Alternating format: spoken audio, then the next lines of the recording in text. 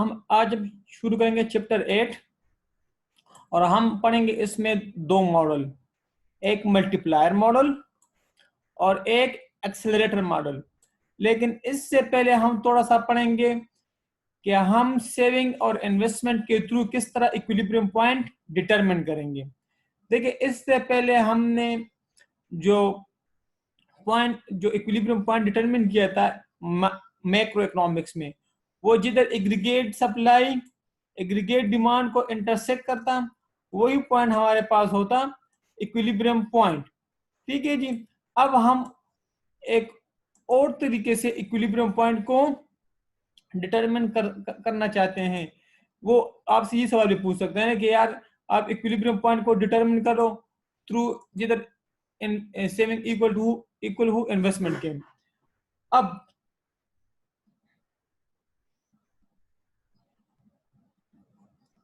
यार ये तो आप खुद पढ़ ले, आप लोग पढ़ चुके हैं ऑलरेडी, तो इसकी थोड़ी सी रिवीजन है, ये आप खुद काइंडली पढ़ लें। पढ़ चुके हैं ऑलरेडी, ये भी हम पढ़ चुके थे लास्ट टॉपिक में। ठीक है जी, तो ये इसकी थोड़ी सी रिपीटेशन है, काइंडली आप लोग इसको पढ़ लें। मैं शुरू करूंगा यहां से। देखें, मैंने आपसे कहा था कि हमारे पास इनकम बराबर है कंजम्पशन प्लस सेविंग के।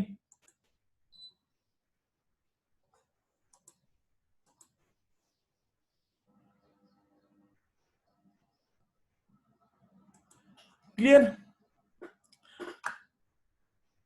अब हमारे पास बाद में ये सेविंग जो होती है ना, ये सेविंग ये जाके इन्वेस्टमेंट में कन्वर्ट हो जाती है। क्लियर? तो हम क्या लिख सकते हैं, मैं आपको इस तरह लिखवा दूंगा कि y is equal to c plus x या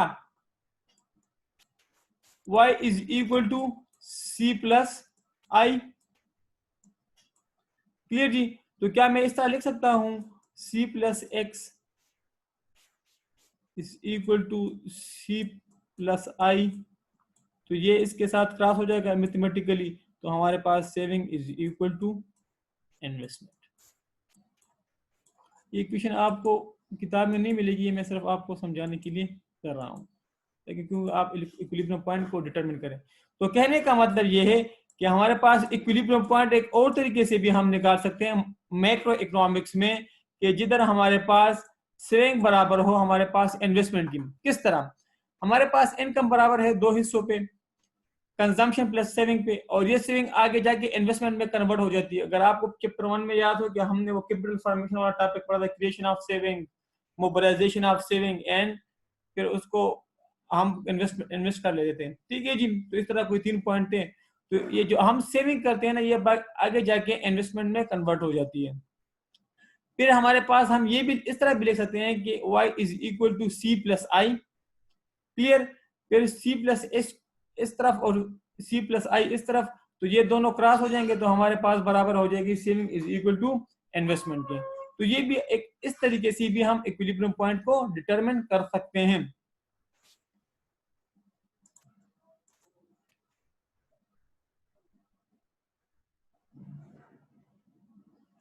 क्लियर जी? अब हमारे पास कंजम्पशन दो तरह की होती है, या तो हमारे पास वो इंड्यूस्ड कंजम्पशन होगी, ये हम पढ़ चुके थे कि ये 45 डिग्री की होती है। एक हमारे पास होगी ऑटोनोमस कंजम्पशन, कि अगर हमारे पास कंजम्पशन, अगर हमारे पास इनकम जीरो भी हो तो फिर भी हम कुछ ना कुछ कंज्यूम करते रहते हैं। अब आप देख लें कि ये हमारे पास 45 डिग्री। अच्छा, ये जो ये टिक सी लिखी है ना, ये अगर आपको एक प्रोडक्ट पोटेंशियल की टर्मिनोलॉजी मैंने यूज की थी चैप्टर 7 में, वो याद आ रही है आप लोगों को? प्रोडक्ट पोटेंशियल की, कि जो हमारे पास जो रिसोर्स की कैपेसिटी बता रही थी कि हमारे पास रिसोर्स की कितनी पोटेंशियल है, रिसोर्स में कितनी कैपेसिटी है। जी बिल्कुल, एग्जैक्टली वही चीज अगर सही पहुंचे आप लोग। जो हमने लॉन्ग रन, बिल्कुल, जो हमने लॉन्ग रन एग्रीगेट सप्लाई कर पड़ा था, और हमने इसको जो एक न्यू क्लासिकल इकोनॉमिस्ट थे उसने उसको क्या नाम दिया था? उसको प्रोडक्ट पोटेंशियल का नाम दिया था, और किनीजियन ने उसको फुल एम्प्लॉयमेंट लेवल का नाम दिया था। कुछ याद आ रहा है बाकी लोगों को भी? तो सेम ये वही लकीर है। ठीक है, क्योंकि हम मैक्रो इकोनॉमिक्स पढ़ रहे हैं, तो हमने long run aggregate supply curve का कर्व जरूर ड्रा करना है, लेकिन इसको वो कहते हैं पोटेंशियल जीएनपी। ठीक है जी, पोटेंशियल जीएनपी या पोटेंशियल जीडीपी या पोटेंशियल आउटपुट। क्लियर? तो इस लिखिए में कोई कंफ्यूजन? ये स्लाइटली सा टेक्निकल है, लेकिन हम इतना पढ़ेंगे जितना पेपर के पॉइंट ऑफ व्यू से इंपॉर्टेंट है। अब याद रखें कि जिधर आपका कर्व 45 डिग्री से बिलो होगा, उधर से आपकी सेविंग शुरू हो जाती है। अगर आपका कंजम्पशन कर्व ये आप याद रख लें, या इसको रट ले या जो भी करने, 45 डिग्री के बिलो होगा, उधर से आपकी सेविंग शुरू हो जाएगी।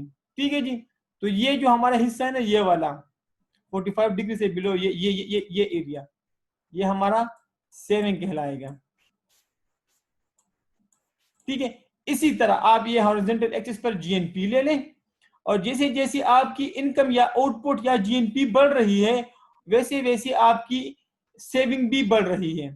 ठीक है जी, तो सेविंग कर्व अगर आपका 45 डिग्री से जब ग्रेटर होगा सेविंग कर्व, वहां से आपकी सेविंग शुरू हो जाती है, और जिधर से आपकी कंजम्पशन कर्व 45 डिग्री से बिलो होगी, वहां आपकी ये सेविंग्स होगी। इसको आप नोट कर ले कि सेविंग कर्व जब आपकी ये कर्व 45 डिग्री से एबोव होना शुरू हो जाएगा, तो आपकी सेविंग शुरू होगी, और कंजम्पशन कर्व में जब ये 45 डिग्री के बिलो होगा, ये मैथमेटिकली इसने प्रूफ करवाया है ना, तो हम मैथमेटिकली प्रूफ नहीं करवाएंगे, मैं सिर्फ आपको बता रहा हूं कि 45 डिग्री के बिलो होगा तो उस एरिया में हमारे पास ये सेविंग्स होगी।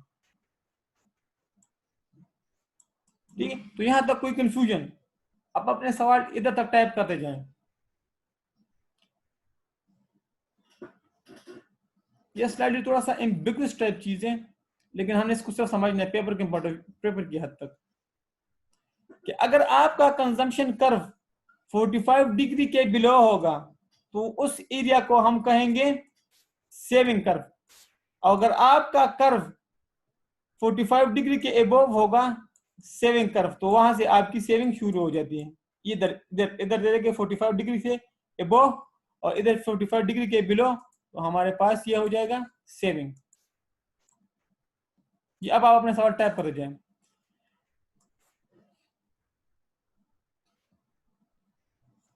जी, समझ ना आई हो तो मैं दोबारा करवा देता हूं, कोई इशू नहीं। ऐसा ना हो कि मैं कह दूं यहाँ से इक्विलिब्रियम का सवाल आ जाए ना। इतना फेवरेट एरिया नहीं है एग्जामिनर का ये, खासकर इस चैप्टर में मल्टीप्लायर एक्सीलरेटर उसका फेवरेट एरिया रह चुका है, और अभी भी है उसका। लेकिन ऐसा ना हो कि वो यहाँ से इक्विलिब्रियम पॉइंट आ जाए ना।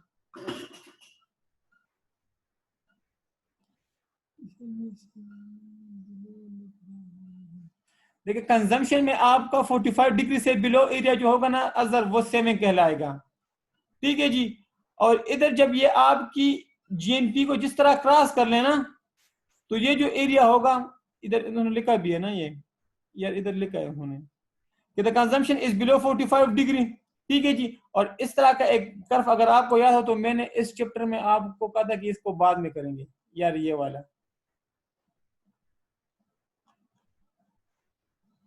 देखिए ये पॉइंट ए इज एबोव ये, ठीक है ये, तो ये वही चीज है। इसे पॉइंट ए से एबोव कर लेंगे ना 45 डिग्री। ठीक है यार, फिर आप ये डी वगैरह से कर लो कि एबोव या बिलो बनते हैं, तो उसको आप देख ले, लेकिन 45 डिग्री का। ठीक है जी, ये मैथमेटिकल थोड़ा सा वो है ना, जिसको आप देख ले फिर। तो देखें, जैसे जैसी आपकी इनकम या जीडीपी बढ़ रही है, आपकी सेविंग भी बढ़ रही है। क्लियर जी?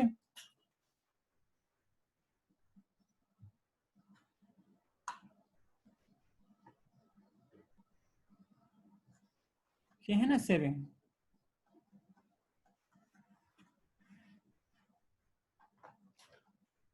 अभी बताता हूँ एक बार, थोड़ा सा यार मैथमेटिकल नॉलेज में, ये देखें आप, इसको आप देख लें 45% बनता है कि कितना बनता है, ये आप देख लें। ठीक है जी, ये ग्राफ, ये ग्राफ और ये ग्राफ तकरीबन सेम ही है।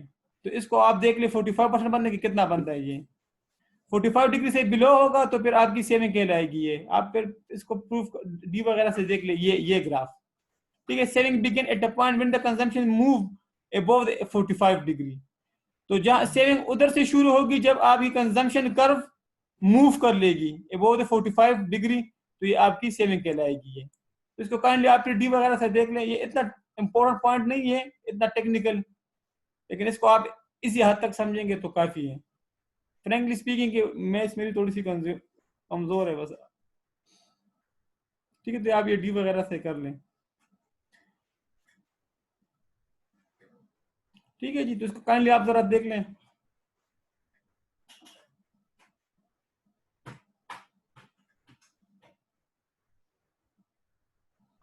तो फिर वो सेविंग होगा ना शमीन, इसको फिर मुझे मैथमेटिकली आप लोगों को प्रूफ करवाना होगा, लेकिन ये इतना इंपॉर्टेंट पॉइंट नहीं है। सिर्फ आप काइंडली इसको इतनी हद तक समझे पेपर के पॉइंट ऑफ व्यू से कि अगर आपकी कंजम्पशन कर्व 45 डिग्री से बिलो है तो वो फिर आपकी सेविंग कहलाएगी, ठीक है। तो इस पॉइंट पे जब ये पॉइंट ए से ऊपर बढ़ना शुरू हो जाएगा ना, तो ये एरिया हमारे पास सेविंग कहलाएगा। क्यों? क्योंकि हमने पढ़ा था ना कि सेविंग का ताल्लुक इनकम या जीएनपी या जीडीपी के साथ है, कि जैसे जैसे आपकी इनकम बढ़ेगी आपकी सेविंग भी बढ़ेगी। इसको काइंडली आप देख ले कि डी वगैरह से देख लेना कि एक 45 डिग्री किस तरह बनता है, फिर मैं दोबारा करवा दूंगा। खैर, मैं जिस पॉइंट की तरफ आना चाहता हूँ ना, जो मोस्ट इंपोर्टेंट है ये मैं ऐसा ना हो कि वो आपसे ये पूछे,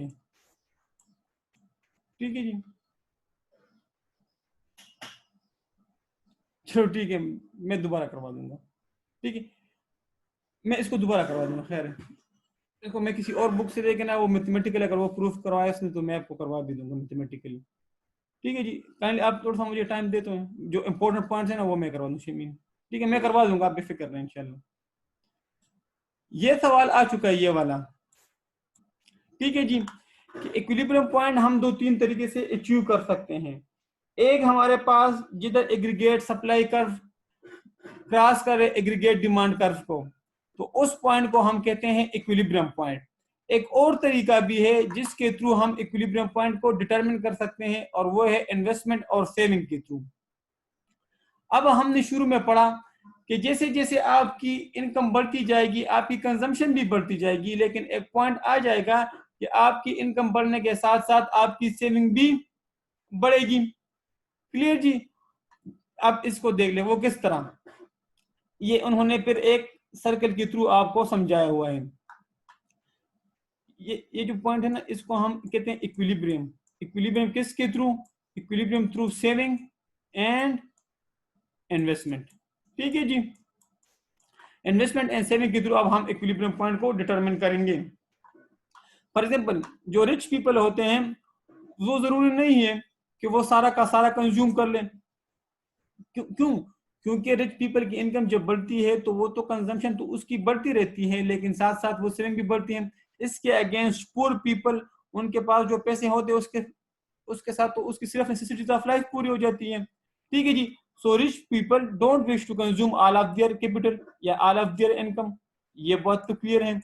entrepreneur require capital to invest in the product. अब बिजनेस कम्युनिटी जो है उसको पैसों की जरूरत होती है, लेकिन जरूरी नहीं है कि हर बिजनेसमैन के पास अपना पैसा हो।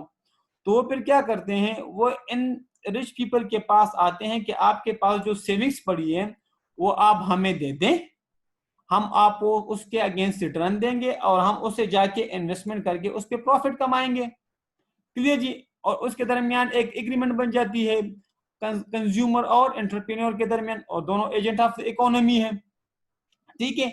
Therefore saving become an investment. बाद में आपकी सेविंग इन्वेस्टमेंट बन जाती है। जितनी आपकी इन्वेस्टमेंट होगी वो आगे जाके सेविंग होगी वो जाके इन्वेस्टमेंट बन जाएगी। और this process is usually facilitated by the bank, और नॉर्मली ये काम बैंक्स करता है। इंशाल्लाह हम बैंक्स के चैप्टर में पढ़ेंगे कि बैंक का मेन काम क्या होता है। बैंक का मेन काम ये होता है कि लोगों के पास जो सरप्लस पैसे पड़े होते हैं उनको उनसे लेना, ठीक है जी, और जिन लोगों को पैसों की जरूरत होती है उनको वो पैसे देना। मतलब बैंक एजेंट काम करता है जी। इन सिनेरियो में कोई कंफ्यूजन?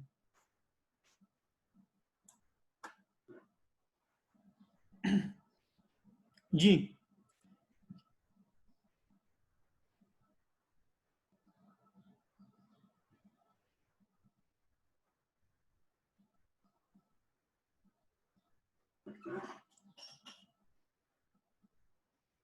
हम एज्यूम करते हैं कि सारी इन्वेस्टमेंट बन जाएगी ना, क्योंकि सेविंग से आगे आप फिर क्या करोगे? वो 3 पॉइंट पढ़े थे ना हमने, कैपिटल क्रिएशन के, हमने कैपिटल फॉर्मेशन के।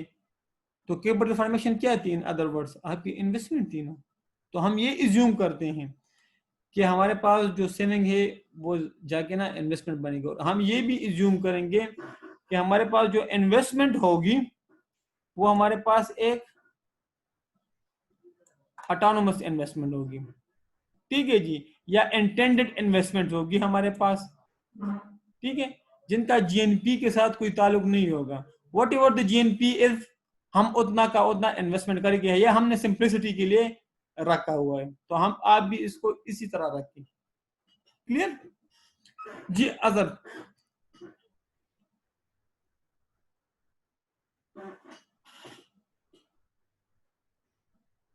अल्लाह बेहतर करेगा, अल्लाह बेहतर करेगा। आप इस पॉइंट को जोड़ें और इस पे सोचें, ठीक है।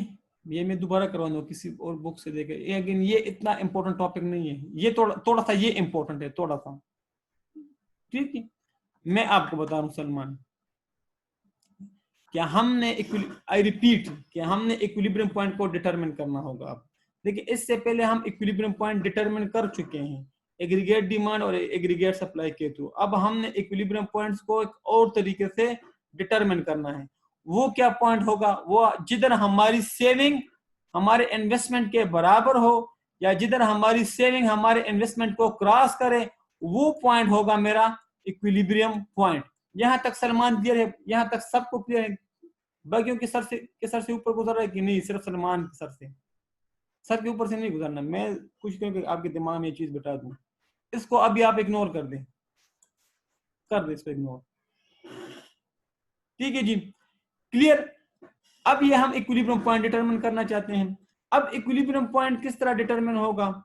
सेविंग कहां से बनेगी और इन्वेस्टमेंट कहां से बनेगी सलमान? तो भाई मेरे सेविंग बनती है आपकी इनकम से, क्योंकि वो आपकी इनकम का पार्ट है, क्लियर। अब एंटरप्रेन्योर के पास इन्वेस्टमेंट के लिए पैसे कहां से आएंगे? भाई जिन्होंने सेविंग की है, ये जरूरी नहीं है कि जिनके पास पैसे पड़े हो वो अच्छे एंटरप्रेन्योर भी हो, ये तो जरूरी नहीं है। कुछ लोग ऐसे हैं कि उसके पास अच्छे माइंड स्किल हैं, उसके पास अच्छी एंटरप्रेन्योरशिप स्किल है, लेकिन उसके पास पैसे नहीं है। तो उन्होंने एक ऐसे बंदे को ढूंढना है जिसके पास सेविंग्स पड़ी हो, वो जाके उनसे सेविंग उठा ले और जाके इन्वेस्टमेंट कर ले, ठीक है। अब नॉर्मली ये काम बैंक करता है कि लोगों के पास जो सेविंग्स पड़ी है बैंक उनसे उठा लेते हैं, और जिन लोगों को इन्वेस्टमेंट के लिए पैसों की जरूरत होती है उनको दे देते हैं। इंशाल्लाह ये हम चैप्टर में पढ़ेंगे, आगे चैप्टर में। अब यहां तक ये किस्सा क्लियर है कि नहीं? अब आप देखें, हमने लिया हॉरिजॉन्टल एक्सिस पर जीएनपी, ये तो हमारा पोटेंशियल जीडीपी का कर्व है। क्यों? क्योंकि ये हम मैक्रो इकोनॉमिक्स पढ़ रहे हैं। तो हमने मैक्रो इकोनॉमिक्स में हमने ये पढ़ा था कि हमारे पास long run aggregate supply curve का नाम दिया था न्यू क्लासिकल में, और केनीजियन की थ्योरी में हमने इसको फुल एम्प्लॉयमेंट लेवल का नाम दिया था, और इधर हम इसको कहते हैं पोटेंशियल जीएनपी, क्लियर। तो इसको आपने ये नाम देना है। देखो एक ही लकीर है लेकिन मुख्तलिफ नामों से।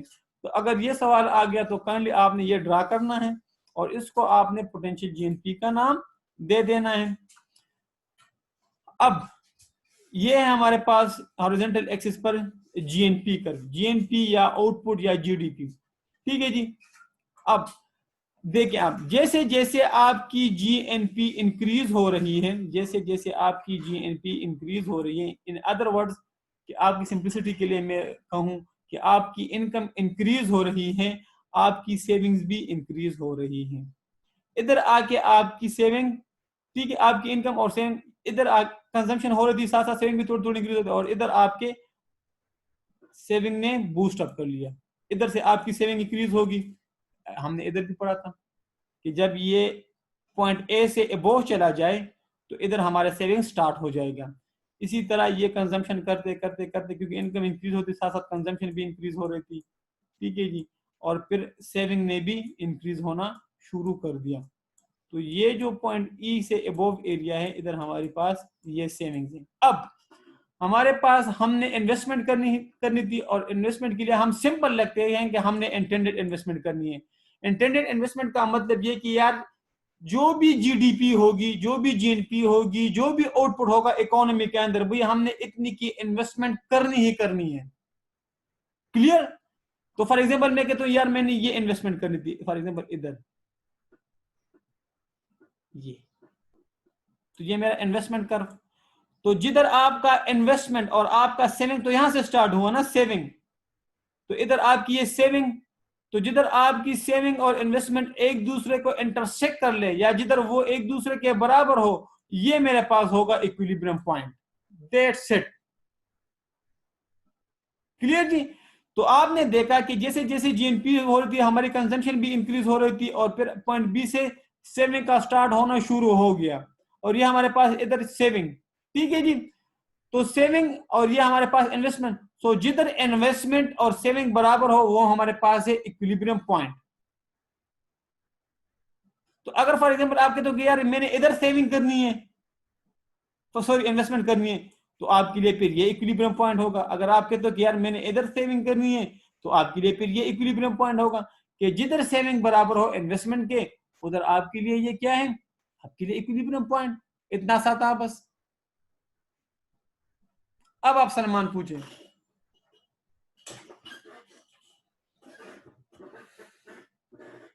जी शमीन, सलमान, इकरा, अजहर, जी सबा।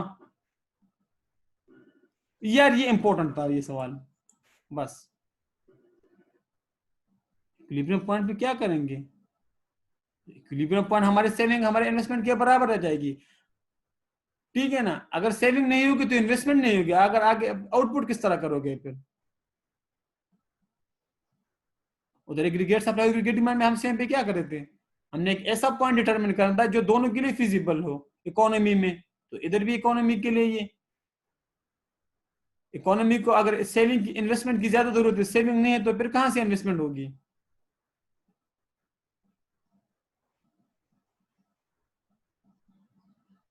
सही है ना लियाकत?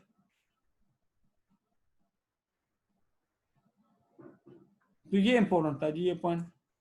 तो ऐसा अगर वो आपसे पूछे तो फिर आपको बताएगा कि यार इक्विलिब्रियम पॉइंट डिटरमिन करें या थ्रू सेविंग एंड इन्वेस्टमेंट, तो फिर आप लोगों ने यार ये बनाना है, वो वाला नहीं बनाना, वो क्रॉस वाला इस तरह वो नहीं बनाना, वो तो एग्रीगेट सप्लाई एग्रीगेट डिमांड के थ्रू हम बनाते हैं।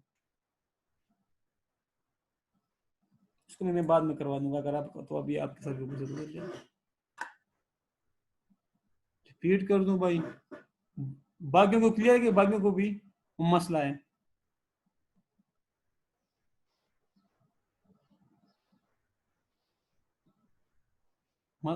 मसला है, चलो ठीक है देखें।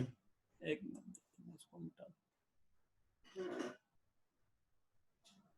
क्वेश्चन रिपीट कर दूं कि पूरा टॉपिक रिपीट कर दूं?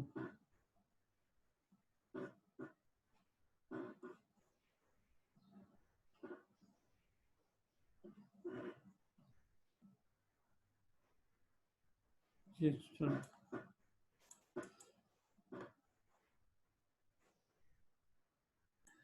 मैंने आपसे कहा कि इक्विलिब्रियम पॉइंट हमने इससे पहले डिटरमिन किया था एग्रीगेट सप्लाई के थ्रू और एग्रीगेट डिमांड के थ्रू, वो तो एक और तरीका था, ठीक है जी। इधर जब हम डिटरमिन करेंगे, इधर हम थ्रू सेविंग और इन्वेस्टमेंट शेड्यूल के थ्रू डिटरमिन करेंगे, थ्रू सेविंग एंड इन्वेस्टमेंट। अभी हमारे पास इनकम के दो हिस्से हैं, सी प्लस एस, ठीक है जी। ये इनकम के बराबर है, इनकम का कुछ हिस्सा कंज्यूम हो जाता है और कुछ हिस्सा सेव हो जाता है। ठीक है जी, क्लियर जी। लेकिन बाद में ये सेविंग आपकी इन्वेस्टमेंट बन जाती है, क्लियर। अब इसको मैथमेटिकली आप इसके साथ क्रॉस करिए, या तो पता है ना कि इक्वल की साइड पे क्यों क्रॉस होते हैं, मतलब ये तो मैथ्स का वो है ना। तो हमारे पास सेविंग आ जाएगी इन्वेस्टमेंट की, ठीक है जी। और हमने ये प्रूफ, जिधर ये बराबर होंगे सेविंग इन्वेस्टमेंट के, तो वो हमारे पास होगा equilibrium point of macroeconomics. Clear जी। अब हमने ये देखना है, अब आप देख लें ये जो कर्व है ना, ये थोड़ा सा टिक वाला, ये इसको हम नाम देते हैं प्रोडक्ट पोटेंशियल जीएनपी का नाम देते हैं, ठीक है जी। और इसको हमने प्रोडक्ट पोटेंशियल का नाम दिया और हमने फुल एम्प्लॉयमेंट लेवल का नाम दिया। अब आप देखें ये हमारे पास है हॉरिजॉन्टल एक्सिस पे जीएनपी या आउटपुट, ठीक है जी। जैसे जैसे आपकी इनकम बढ़ रही है, आपकी कंजम्पशन और बढ़ भी रही है और आपकी सेविंग बढ़ी। ऊपर हमने पढ़ा कि इस पॉइंट के एबो, ठीक है, 45 डिग्री तकरीबन लाइन बनती है। इस पॉइंट से आपकी शुरू हो जाती है तकरीबन सेविंग, ठीक है जी। ये हमारा पास ये सेविंग कर्व, क्योंकि इनकम जीएनपी बढ़ रही है तो आपके पास आपकी सेविंग भी बढ़ रही है। यहां तक कोई कंफ्यूजन जी सलमान शमीन, यहां तक कोई कंफ्यूजन, इस ग्राफ में कोई कंफ्यूजन? सलमान आपको भी क्लियर है भाई? लियाकत जी, बाकी भी किसको मसला है तो बेशक पूछे, इट्स ओके। ये थोड़ा सा टेक्निकल है, इतना इंपॉर्टेंट नहीं है, लेकिन आप लोग आप समझने की कोशिश कर रहे हो तो इसी वजह से। अब हमने ये सेविंग का कर्व तो हमारा हुआ ड्रा, क्लियर। अब हमने इन्वेस्टमेंट की कर्व को ड्रा करना है। तो ये जो हमारे पास ये इन्वेस्टमेंट कर्व है, इसको कहते हैं इंटेंडेड इन्वेस्टमेंट। इंटेंडेड इन्वेस्टमेंट का मतलब ये है कि जो भी जीएनपी लेवल होगा हमने कम से कम इतनी इन्वेस्टमेंट करनी ही करनी है भाई। जो भी जीएनपी का लेवल होगा, जीएनपी ज्यादा होगी या कम होगी यार, हमने ये इन्वेस्टमेंट करनी है बस। What ever the GNP is, देखो जीएनपी जो भी रही, बढ़ भी रही है ना जीएनपी, तब भी हमने यही इन्वेस्टमेंट करनी है। तो जिधर आपका सेविंग कर्व आपके इन्वेस्टमेंट कर्व को क्रॉस कर ले, वो पॉइंट हमारे पास होगा इक्विलिब्रियम पॉइंट, ठीक है। सो इस पॉइंट पे, हाँ ना, ये इंटेंडेड इन्वेस्टमेंट है ना सलमान भाई मेरे, मैं आपको ये बता रहा हूँ कि इंटेंडेड इन्वेस्टमेंट उन्होंने बुक्स में भी मेरे ख्याल से लिखा है कि सिंपलिसिटी के लिए हम इसको इंटेंडेड इन्वेस्टमेंट रखते हैं, ये गैरियत लेकिन, ठीक है। तो आप भी अपनी चीजों को सिंपल रखें, ठीक है जी। तो उन्होंने इंटेंडेड इन्वेस्टमेंट, और इंटेंडेड इन्वेस्टमेंट मैंने आपको बताया कि जो भी इन्वेस्टमेंट, जो भी जीएनपी लेवल होगा मैंने इतनी ही इन्वेस्टमेंट करनी है। तो जिधर आपकी सेविंग और आपकी इन्वेस्टमेंट एक दूसरे को क्रॉस कर ले, वो है आपका इक्विलिब्रियम पॉइंट। दैट्स इट भाई, इसमें यह था बस। अब आप पूछें जी। होप सो कि यार अभी क्लियर हुआ होगा। सही है सलमान। इस चैप्टर में उसके पास ऑप्शन बहुत ज्यादा है, जो मोस्ट इंपोर्टेंट, ये इंपॉर्टेंट था, ये लेस इंपॉर्टेंट था, ठीक है जी। और अभी जो हम शुरू करेंगे ना, अब ये यार ये चीजें बड़ी इंपॉर्टेंट है ये। अभी आप पूछे शाबाश, यहाँ तक आप, ये भी मैं करवा दूंगा आप लोगों को, अगर अब मैं आपको करवा दूंगा तो ऐसा ना हो कि आप लोग क्लास छोड़ दें, ठीक है। ये भी इतना वो नहीं है, बस करवा दूंगा, खैर।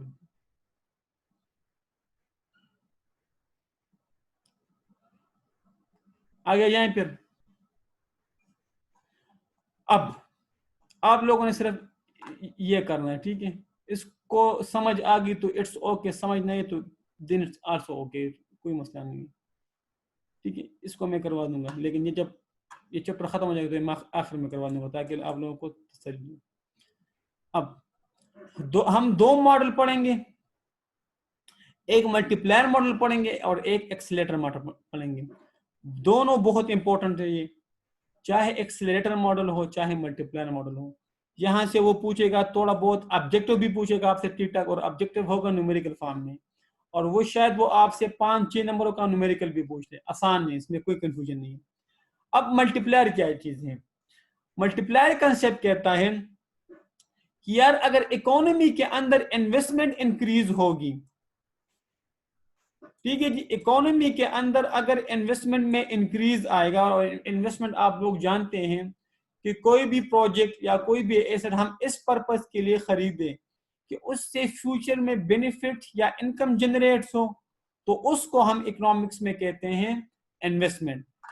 तो इन्वेस्टमेंट में इंक्रीज आने से दो फायदे होंगे, एक तो आउटपुट बढ़ेगी यानी पैदावार बढ़ेगी या जीएनपी बढ़ेगी, ठीक है, और एक एम्प्लॉयमेंट लेवल बढ़ेगा।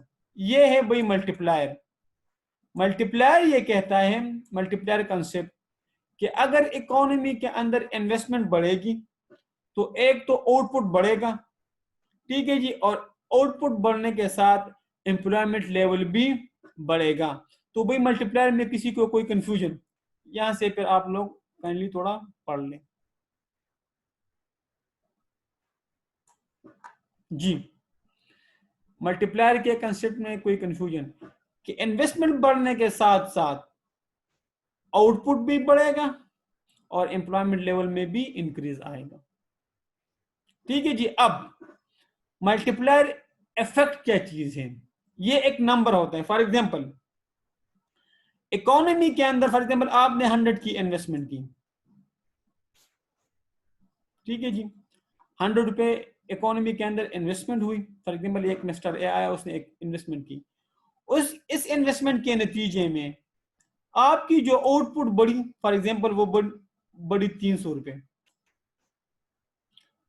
तो ये जो जिस नंबर से ये बड़ा है ना, जिस रेशो से ये बड़ा है, फॉर एग्जांपल 3 के रेशो से, तो इसको कहते हैं मल्टीप्लायर इफेक्ट।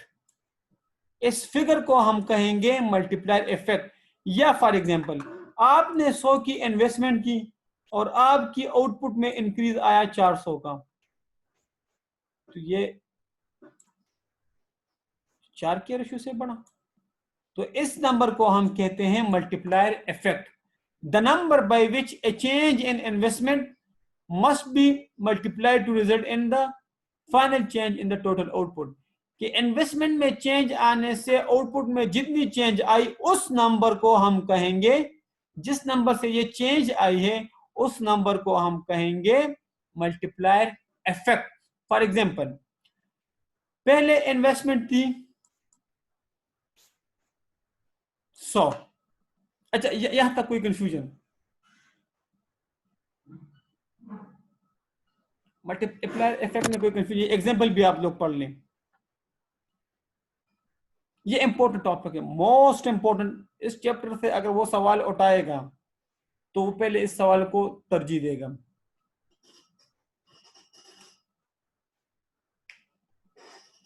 ये कुछ टॉपिक थोड़े से टेक्निकल है, तो इसको आपने पेपर की हद तक काइंडली समझना है, ठीक है जी। तो ये मेरी एक थोड़ी सी हम्बल सी रिक्वेस्ट है। फ्रैंकली स्पीकिंग हमें भी पता नहीं कि रियल लाइफ में इसकी इम्प्लीमेंटेशन कैसी होती है, ये इकोनॉमिस्ट के काम है। We are going to become a charter accountant, तो हमें इतना थोड़ा बहुत पता होना चाहिए, ठीक है। हमने सिर्फ पेपर पास करना है, बस इकोनॉमिक्स का हमने पेपर पास करना है, हमने इकोनॉमिस्ट नहीं बनना, ठीक है जी। फिर एग्जाम हो जाए, पेपर पास कर ले तो फिर पढ़ते रहे ना, ठीक है जी। अब if there was an increase in investment by 10 million, economy के अंदर इन्वेस्टमेंट इंक्रीज आया 10 मिलियन का। फॉर एग्जाम्पल पहले इकोनॉमी में कोई इन्वेस्टमेंट नहीं थी, जीरो इन्वेस्टमेंट थी, सिंप्लिसिटी के लिए रख लेते हैं,